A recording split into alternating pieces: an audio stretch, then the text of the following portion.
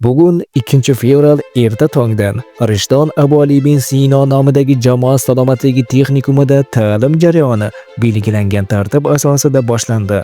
Ta'lim dargohida barcha talabalar ishtirokida umumiy yig'ilish bo'lib o'tdi. Mazkur yig'ilishda talabalarning intizomi, o'quv jarayoniga mas'uliyat bilan yondashuvi hamda ta'lim sifatini yanada oshirish masalalari muhokama qilindi.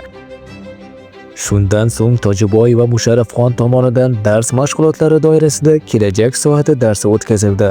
Ushbu dars sog'lom turmush tarzi mavzusiga bag'ishlanib, yoshlarda sog'lom hayotga bo'lgan ongli munosabatni shakllantirishga qaratildi.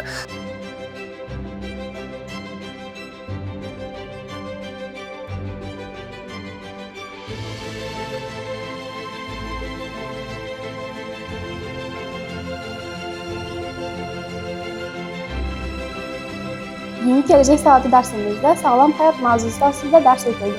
Sog'lom hayot bu kasalliklarning oldini olish, sport bilan shug'ullanish, uyquni me'yorlash, vaqtida ovqatlanish.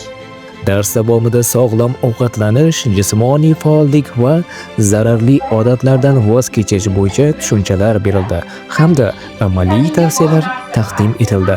Mazkur tadbirlar talabalarning bilim va dunyoqarashini yanada boyitishga xizmat qiladi.